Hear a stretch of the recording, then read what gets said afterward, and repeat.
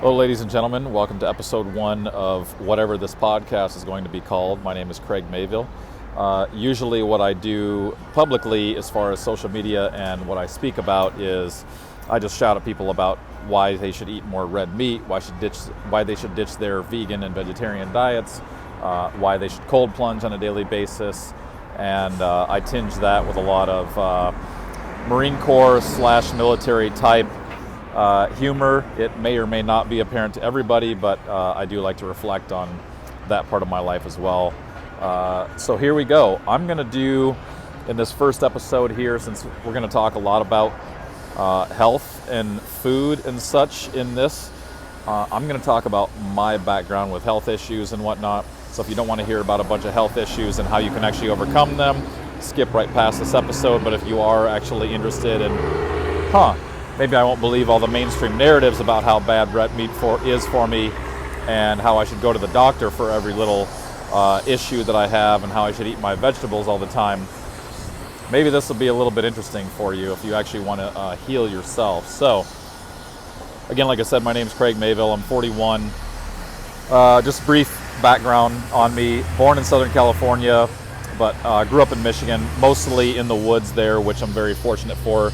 Just after I turned 19, left for Marine Corps boot camp. That was October 2001. I was in through October 2006. I was a helicopter crew chief on the CH-53, which, if you don't know, and maybe perhaps you do care, surprise, that's the biggest helicopter that the Marine Corps has. It's like the size of a bus with 30-foot blades on it. So a great time.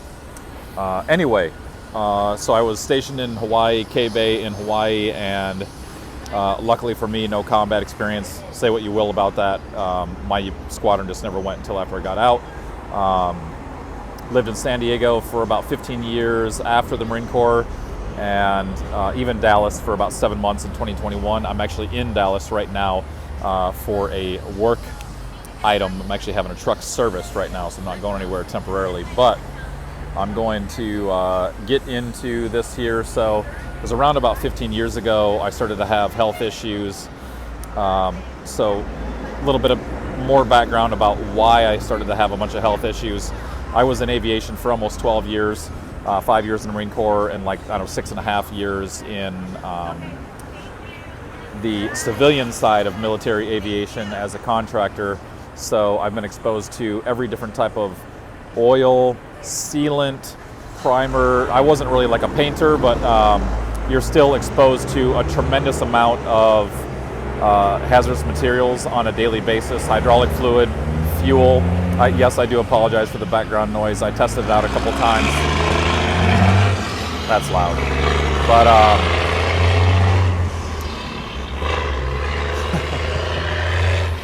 anyway, so and also the fumes from these things, the fumes from turbine engine exhaust.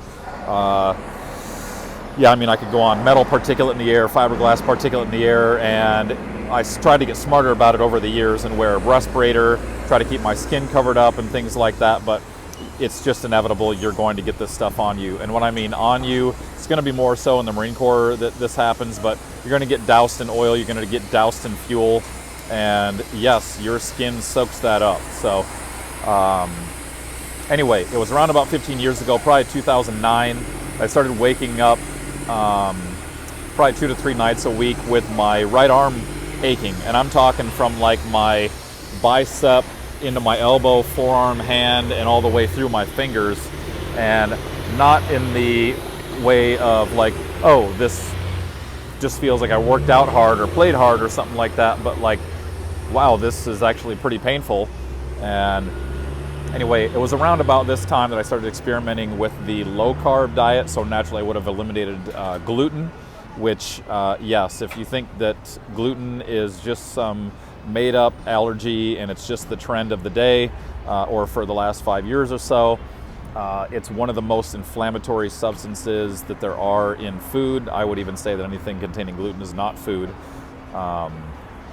So anyway, as I was getting rid of it, it took me probably 6 exposures to it until I realized, wait a second, I'm now getting these like aches and pains in me and surges of pain through my body, and it's got to be, hey, the homemade pumpkin pie that I just ate with a wheat flour crust, that was the last thing that I had when I realized, okay, this is a wheat issue here, or a gluten issue. Anyway,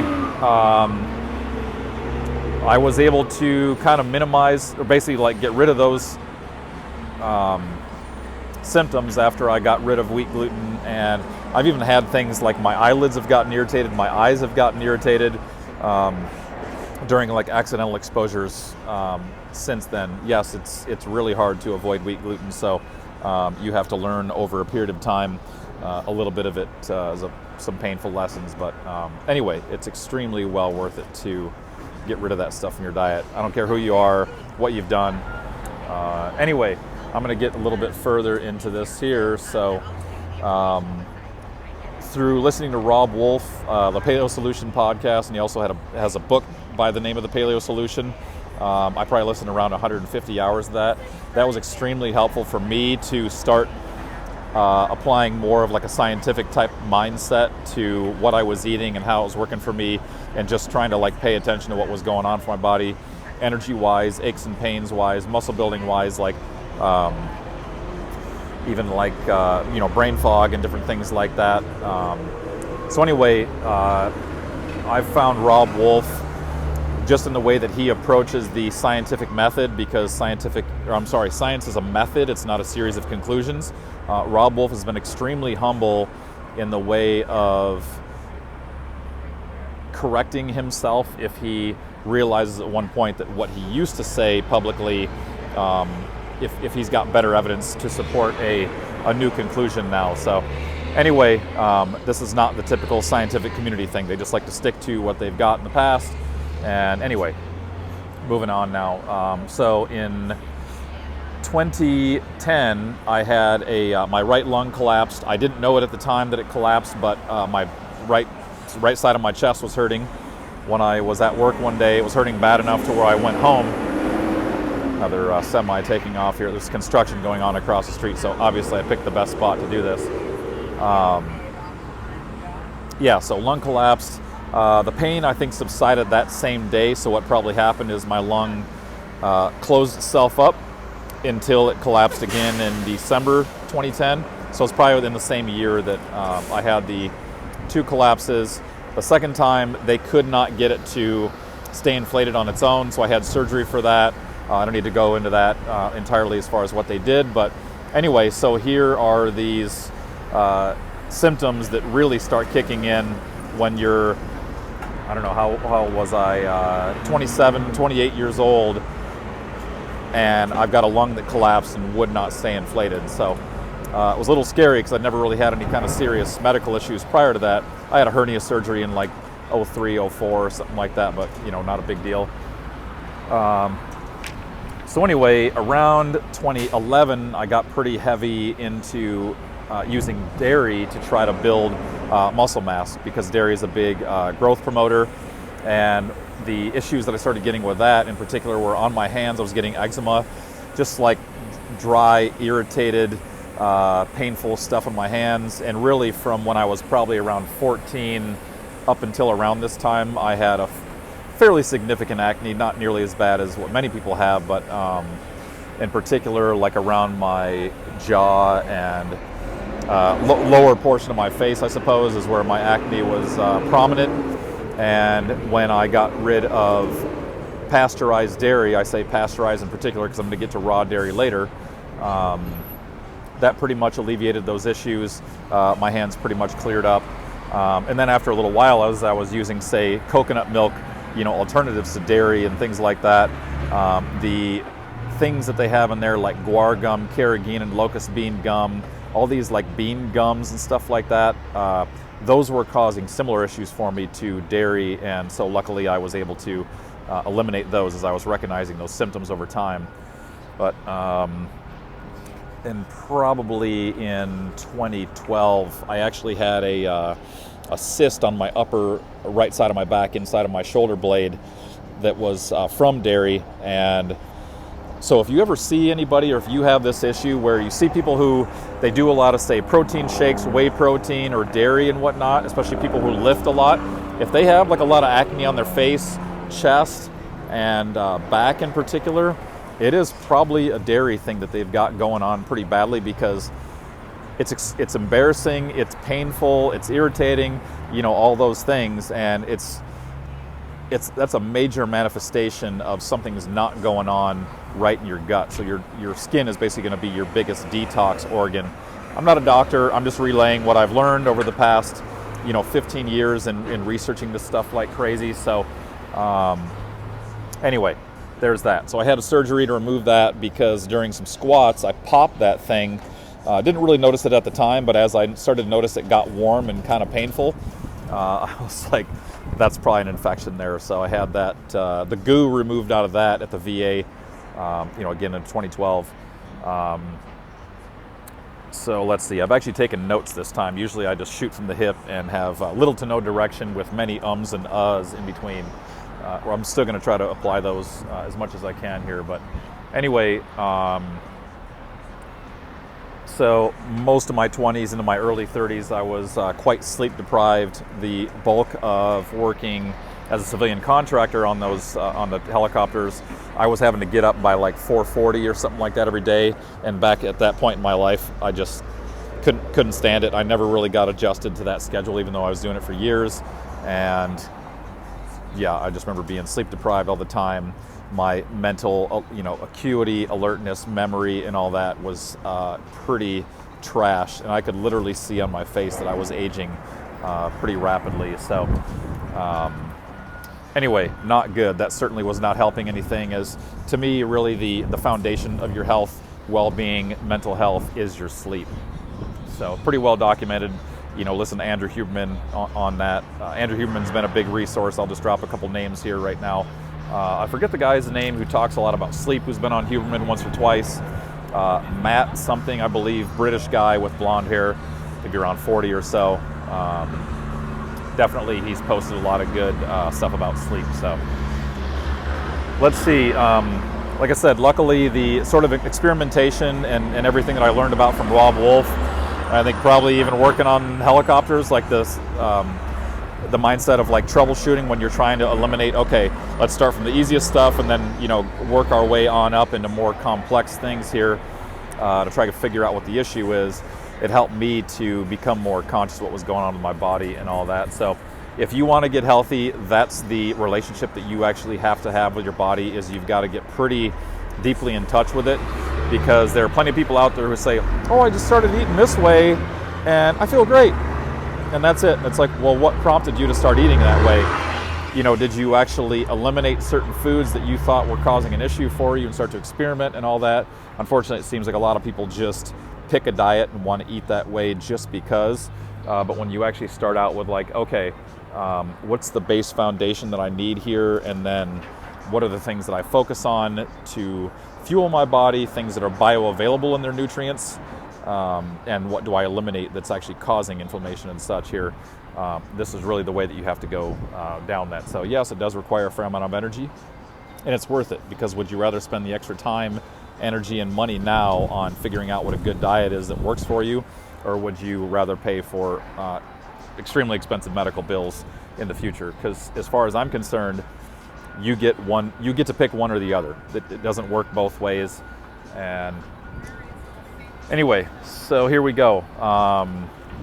I guess through coming into my 30s, I had kind of, stuff that sort of recurred here and there. A little bit of, speak of the devil, I did realize not too long ago that probably since about 2012, I'd actually probably had some parasites in my gut. I'm actually doing some cleanse protocols for that right now. So parasites in your gut can cause any different type of issues to do with your skin, really. I mean, they even promote cancer and all that. I'm kind of new to that, I feel like, learning about the what parasites actually do, but you can get eczema, all different types of skin issues, and they're extremely common. So if you think you live in America or wherever you think the food supply is good, I would encourage you to second guess that. I would suggest that you stop eating sushi, because from what I've heard, That is the food that contains the most parasites, where they're actually growing inside your body. I've actually eliminated fish and pork not too long ago, because to me it's like I don't want to have to cook meat enough to think, oh, okay, well, the parasites are dead. I just don't want to eat meat that actually has parasites in it. I don't care if they're dead or alive. So call me crazy, but which you will do more and more in the future if you're not already familiar with what I'll have to talk about. But so probably in like 2018, 2019, the eczema on my hands got worse, and it was just going on for a few years until the beginning of 2021. Darby, my massage therapist, I love you, Darby, for telling me this in particular.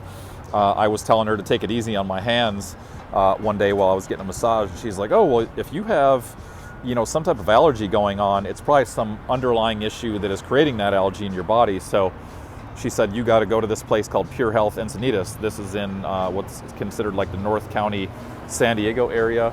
And luckily it was like 6 miles from where I used to live. So when I went there, I think it was March 2021, they do what's called a bioscan. To me, everybody should do a bioscan. It's not expensive. I paid for it. It's like a cash pay thing, so your insurance is not going to pay for it, but which almost is like a cue that it's legit if your insurance won't pay for it. But anyway, it's basically 10 pages of telling you all of the toxins you've got in your body. So for me, 6 heavy metals popped, general chemicals, pesticides, petroleum products, mold, fungus, parasites, all that popped for being in my body. And not a big surprise, in particular for being exposed to aviation chemicals for almost a dozen years.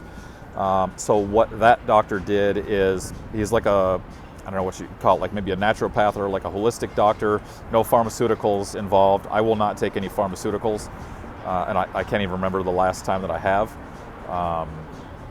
But anyway, so you do an 8-day cleanse. It's a specific protocol that's based on what is actually in your body, and I know that because I have had at least 2 friends who have done this and gone through the actual cleanse protocol. George, thank you for doing that. Another CH-53 Marine crew chief, who I'm still in touch with these days. Basically all the same stuff that popped for me popped for him. And then another girl, different stuff popped for her. And anyway, the cleanse protocol that she got was considerably different than what we got, which is great, because not all this stuff is a one-size-fits-all. We've all been exposed to different stuff, and it's all going to take different methods of getting rid of these things. So anyway, also what they had me do was remove all of my metal fillings, because there's mercury in there. If you've never looked into mercury off-gassing, it is constantly releasing gas basically into your head, and mercury is toxic. However, the mercury industry got mercury into metal fillings however many years ago is just beyond me. But after I had those removed, my memory got significantly better. It was actually probably in 2015 or 16 that I started to wonder, like, man, why is my kind of like short to medium term memory like just garbage? It was really pretty bad. And anyway, my memory now at 41 years old is, I don't know, I would say, better than it's been in many years, and at least a decade, if not more than that. And anyway, I'm gonna say, another thing that I had too, for the whole 15 years I lived in San Diego, is I had this like constant nasal drip, which is quite irritating. I used to be in BMW sales, and so I'm sure when I was doing this and wiping my nose constantly, my clients or coworkers, whatever, probably thought I was doing cocaine, just running down my nose the whole day.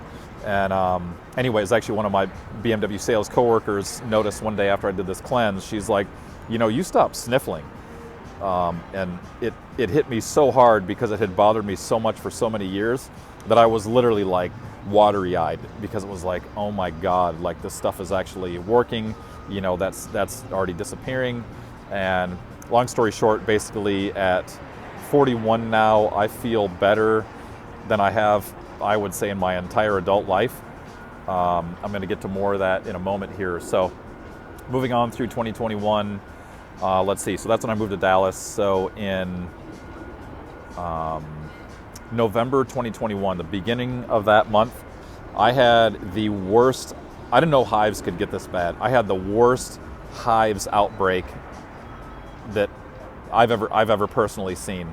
And if you've never had a bad case of hives, it is like you're being pricked with, 10,000 pine needles, depending on, how much of it covers your body. It covered probably about a third of my body. Started in both armpits, worked its way down inside of my biceps, was coming out of inside of my elbows as well. And for whatever reason, it kind of predominantly was coming out of the right side of my body. It was in my groin area as well. It was started kind of about half to a third of the way down my right thigh as well. It was bad behind my knee, went down my leg. It was so bad going down my leg that as I was wearing dress pants and whatnot, they were literally fitting like yoga pants, like I had tights on.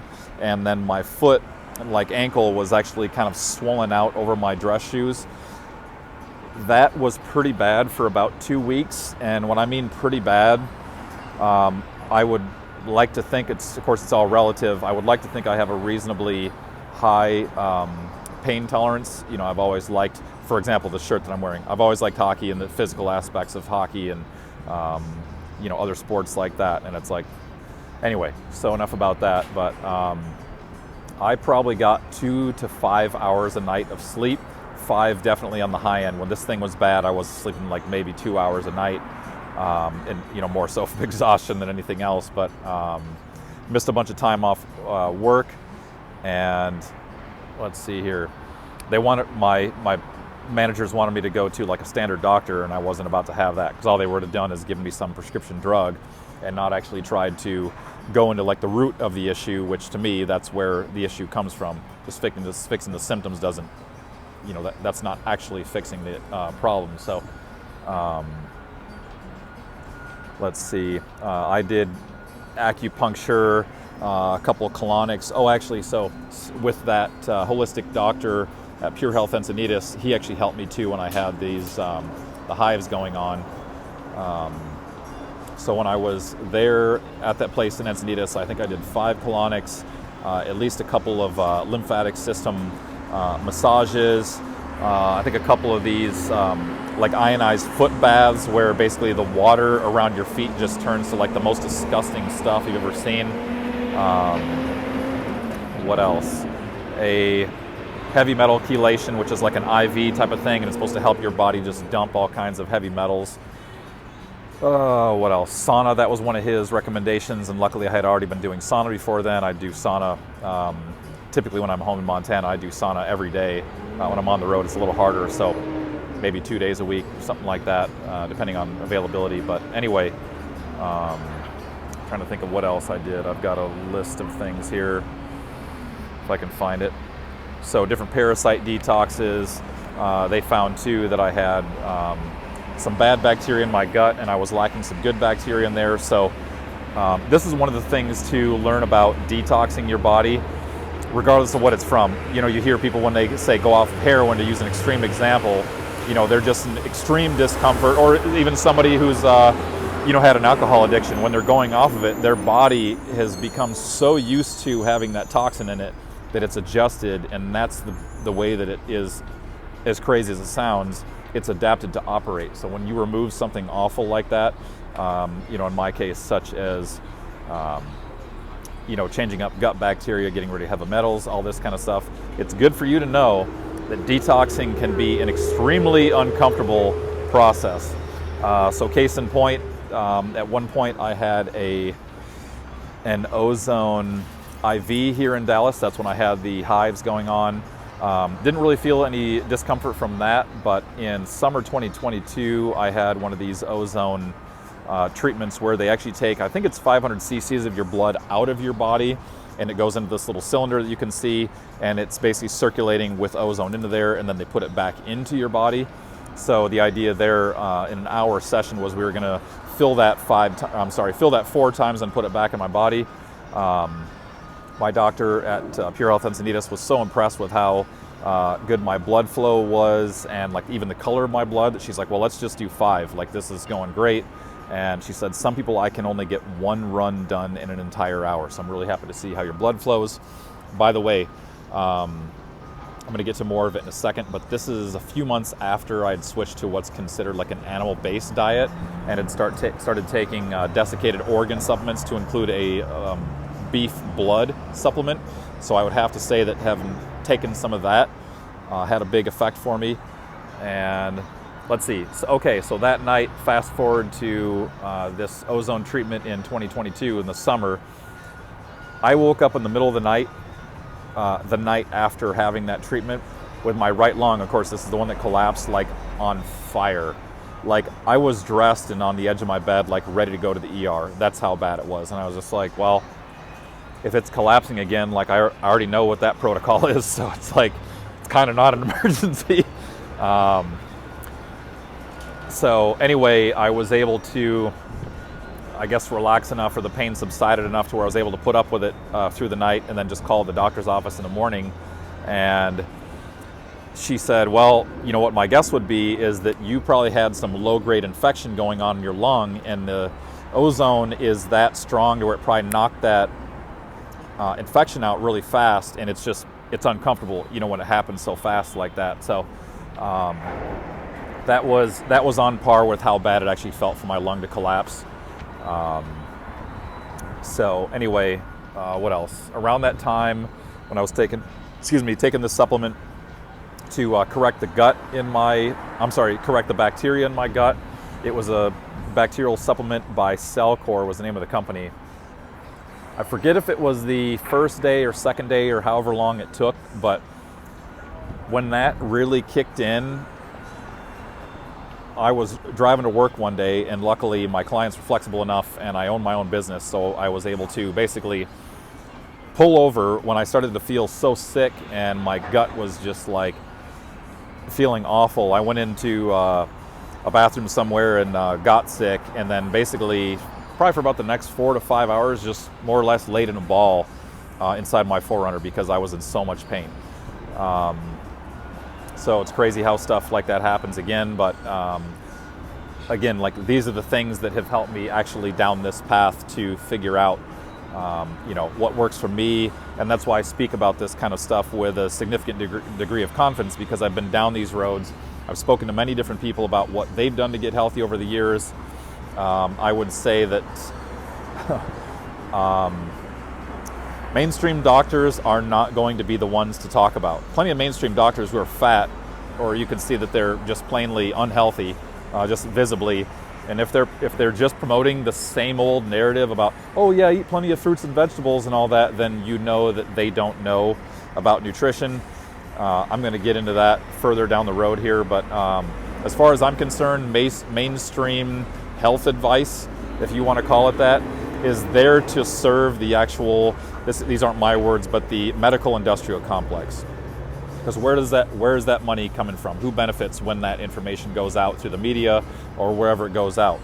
Pharmaceutical companies, hospitals, health insurance companies, doctors' offices, and I might be missing some, but they don't want to give up all the money that they make because they're making a ton of it. So unfortunately, it's on the lack of health of us out there. So this is why your health is basically, as people say, it's a grassroots type of thing. You literally have to start to network with people, talk, you know, and kind of flesh out, hey, what naturopathic doctors and all that are actually educated. And I don't mean like in academia, I mean like they've taken the time to learn, they've taken the time to be humble and challenge the things that they've learned over the years. For example, what's his name?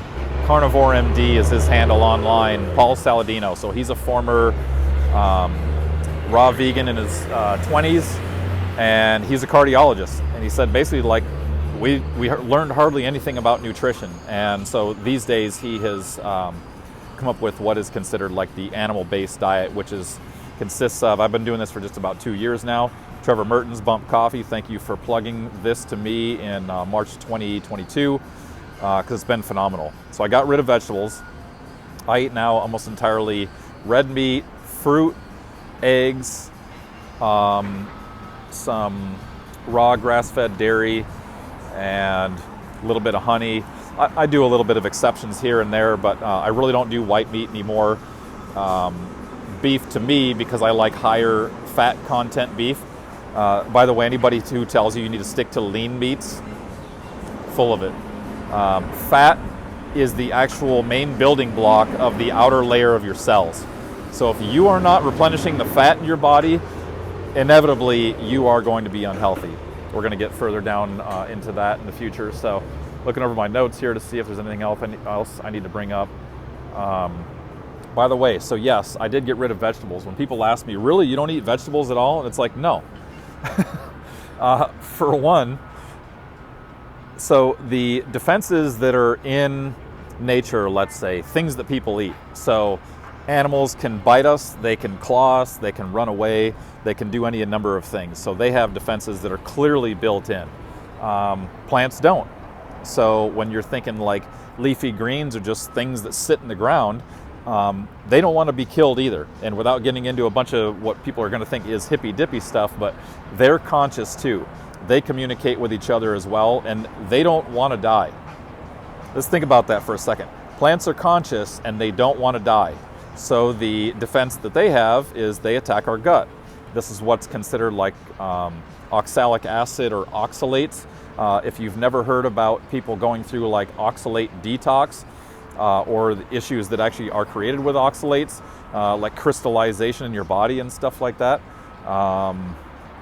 you might want to check that out. We're probably going to talk more about that in the future, but for example, on the flip side, trees that grow fruit advertise. So for example, oranges and apples, they've got their seeds in there. So somehow nature just happened to figure this out. Nature's pretty smart.